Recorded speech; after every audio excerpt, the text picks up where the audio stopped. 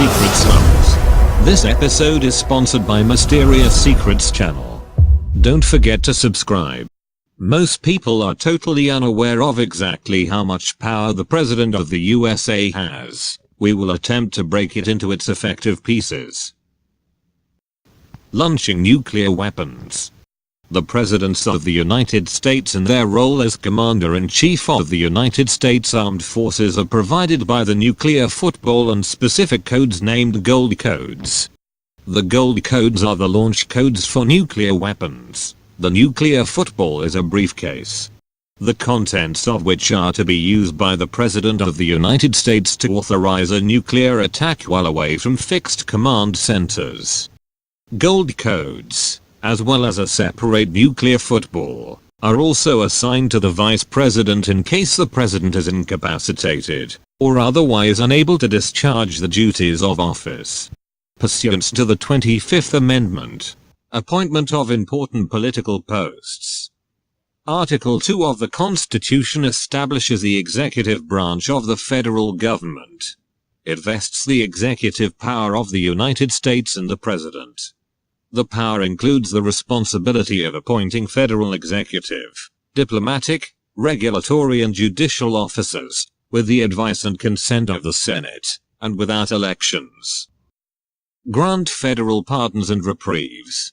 In the United States, the pardon power for federal crimes is granted to the President of the United States under Article 2, Section 2 of the United States Constitution, which states that the President shall have power to grant reprieves and pardons for offenses against the United States, except in cases of impeachment. According to reports, the President Barack Obama pardoned 348 prisoners, more than all 7 past U.S. presidents combined. Veto power. The President has several options when presented with a bill from Congress.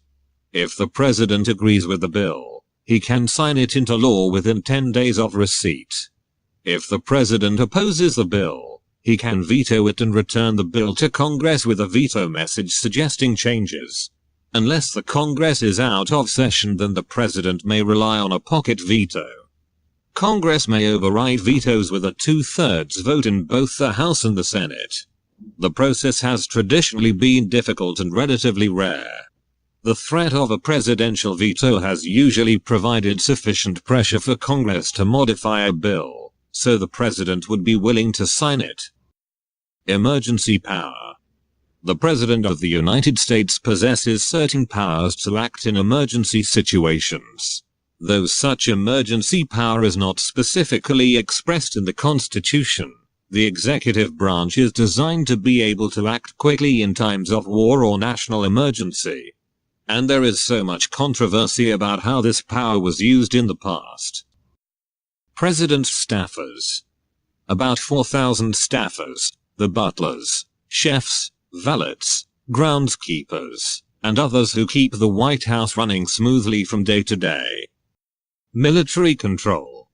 As the Commander-in-Chief of the Armed Forces, the U.S. President can direct the Army to wherever he wants, where he can send troops to help other countries in times of war or crisis, and send troops to hostile territory to fight on behalf of the United States. Although the President needs congressional approval for these measures, he has 90 days to get approval, meaning the President can send troops anywhere without congressional approval or permission for 90 days, but he must withdraw them if he cannot get approval of Congress within the specified period. Send a drone to kill you.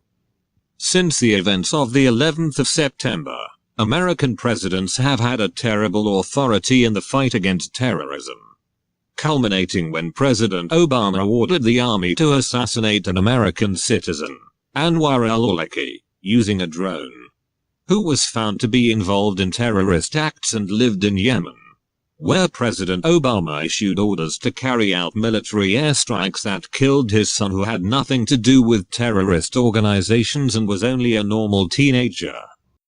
Executive powers. Within the executive branch itself, the President has broad powers to manage national affairs and the priorities of the government. The President can issue rules, regulations, and instructions called executive orders, which have the binding force of law upon federal agencies but do not require approval of the United States Congress. Executive orders are subject to judicial review and interpretation. Send messages to all citizens' phones. Yes, the president can send messages to anyone, anytime, anywhere. The FCC, Federal Communications Commission, can send SMS messages to all US citizens at the same time if the president wants to send an urgent emergency alert. If you enjoy watching our channel, don't forget to like and subscribe. All rights reserved in Mysterious Secrets channel.